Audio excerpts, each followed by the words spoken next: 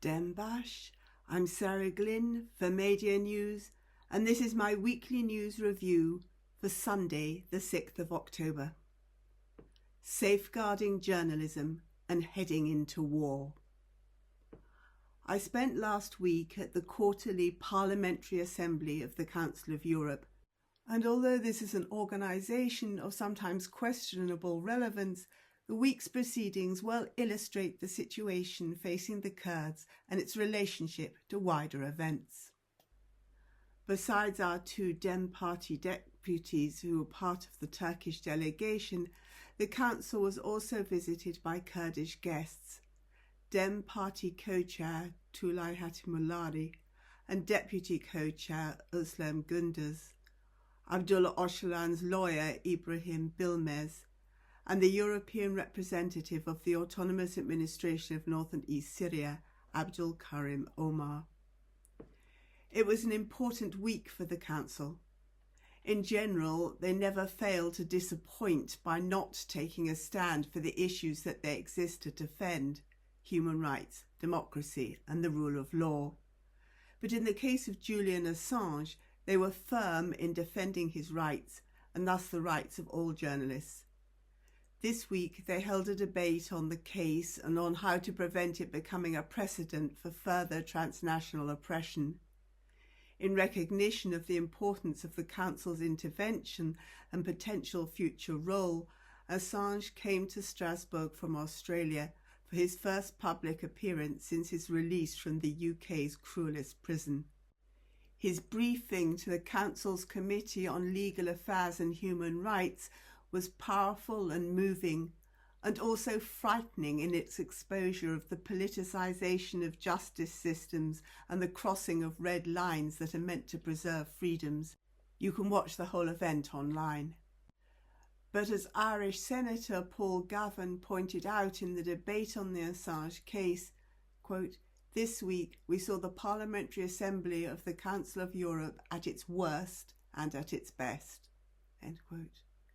In contrast to Assange's powerful testimony was the Assembly's continuing refusal to take a stand against the genocide being prosecuted against the Palestinian people. The Parliamentary Assembly has refused to hold a vote on the issue of Palestine since passing a motion in January that echoed the European Parliament in tying a ceasefire to the dismantling of Hamas and unconditional return of the Israeli hostages. The January vote effectively gave a green light to Israeli aggression. This week, in a debate without a vote, we saw much hand-wringing about the extent of death and destruction in Gaza, often without naming the perpetrator, but hardly a mention of the role of those who supply arms. And still we hear repeated the tired lies of Israeli democracy and right to defend themselves. Genocide is not defence. In the worst list, Gavin could also have mentioned speeches in both the Gaza debate and the subsequent debate on Iran that demonstrate a frightening naivety and simplistic black and white thinking. There can be few things more alarming than a human rights body talking about an axis of evil and barbarians attacking civilization. Both these phrases were used by Ukrainian deputy Oleksiy Goncharenko, who is chair of the Council's Migration Committee. Listening to the debate, there seemed little chance that many people would heed the warning from French deputy Emmanuel Fernandez that, quote, "We must not contribute to feeding the simplistic vision of the world according to which an entirely virtuous Western democratic bloc is engaged in a war of civilization against a group of barbaric or demonic states." End quote. That simplistic vision has got hold of many of our political leaders and is leading us away from hopes of peace. As Israel bombards and invades Lebanon, I believe that is the correct term for entering another country by force of arms, though it isn't much used, the only thing that pundits can agree on is that danger of even further expansion of the war is growing. Al Monitor discusses the possibility of further Israeli attacks on Syria, even the targeting of President Assad, and posits different possible scenarios. None contains much hope, especially for the Kurds and the survival of the autonomous administration of North and East Syria. Sharu Maruf argues that Turkish mercenary groups and Hayat Tahrir al-Sham, HTS, are planning to use the current chaos to attack Syrian troops and force Syria into an agreement along Turkish lines, at the expense, of course, of the Kurds. It is not just Western nations and local powers who have no interest in Kurdish hopes or the survival of the autonomous administration. Russia's strategic alliance with Turkey makes them ready to sacrifice the Kurds, and Russian Foreign Minister Sergei Lavrov consistently and constantly misportrays them as separatists when they have always made clear that they are looking for a democratic future within Syria. Not that separatism should be punished either. Meanwhile, Turkey has not let up in their attacks on North and East Syria. On Thursday, 2 people were killed when a Turkish drone targeted their van on the road between Kamishlo and Amuda. War makes refugees, and by Friday it was estimated that some 235,000 people, almost 2/3 of them returning Syrians, had left Lebanon for Syria. On the 1st of October, 7,700 were recorded as having reached North and East Syria, while the authorities have opened 3 new camps. Everywhere in Syria is short of resources and funds, and this includes the autonomous North and East. The autonomous authority has made clear that the refugees are welcome, but resources will be even further stretched. Even as they enable the spread of war, European countries are making it harder for refugees to find asylum, and right-wing parties are spreading anti-refugee rhetoric to garner popular support. This week saw the far-right Freedom Party gain the support of 29% of voters in Austria, the biggest share of the vote.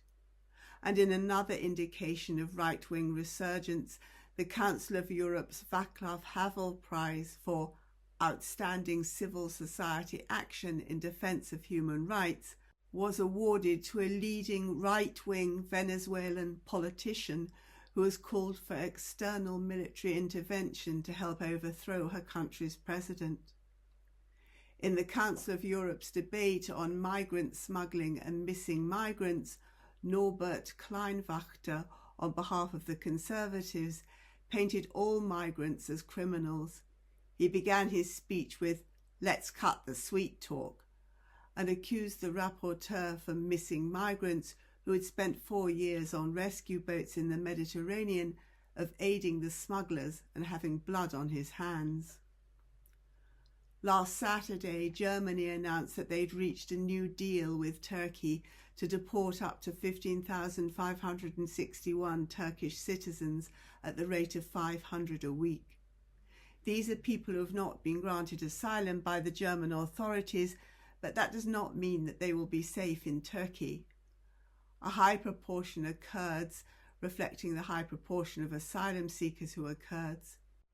Ismail Parmakses, head of Maler Kurda Berlin-Brandenburg, claims that many of those being deported are wanted individuals in Turkey. If you are politically active, it doesn't take much to become wanted.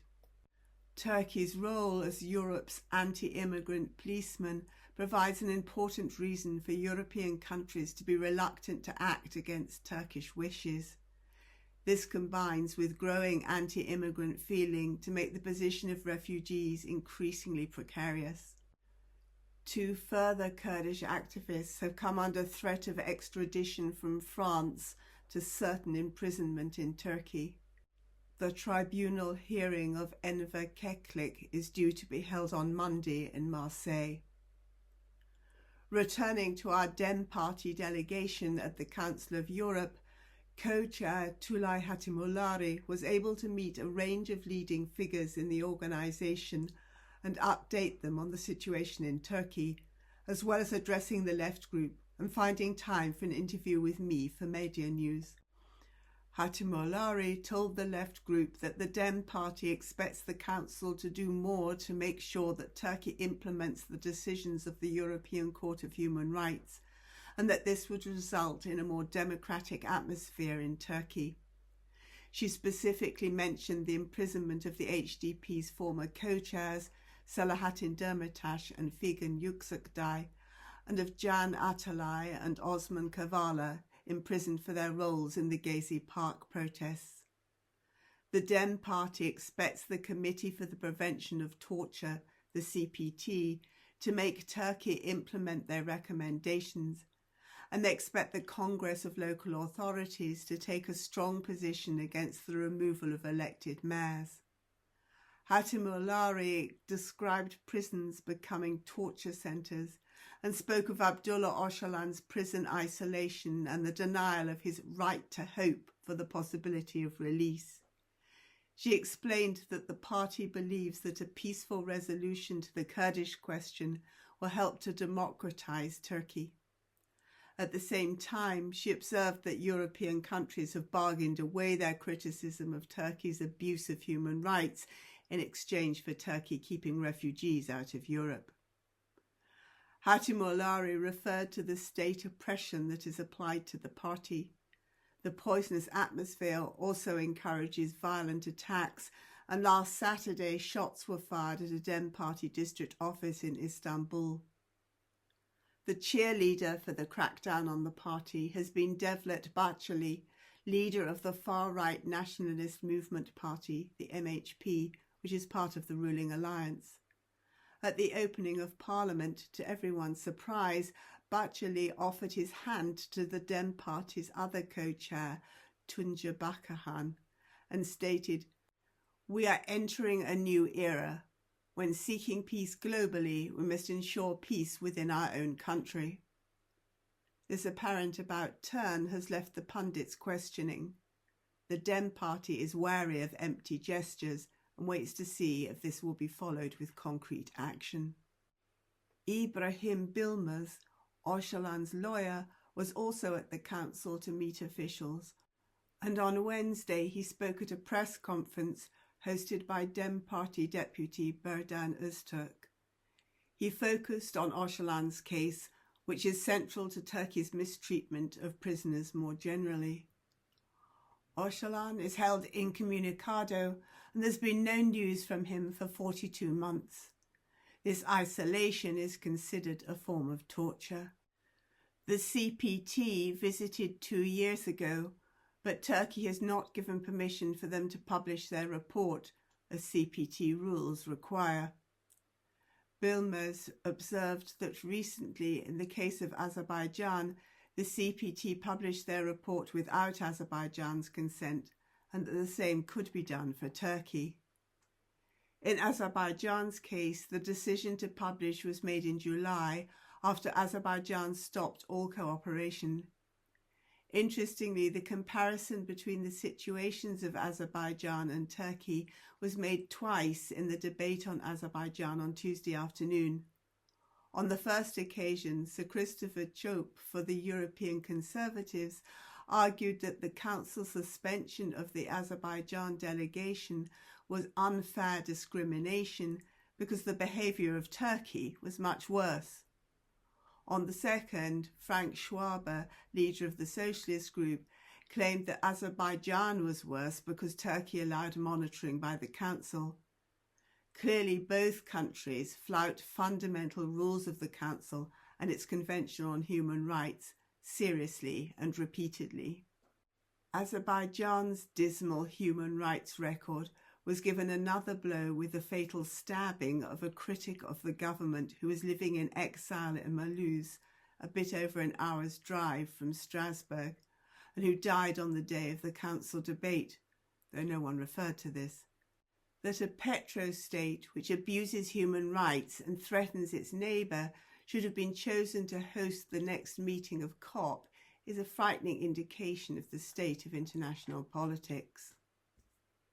But to return to our meeting, Bilmez also talked about the denial of Öcalan's right to hope, which the European Court of Human Rights ruled as torture in 2014.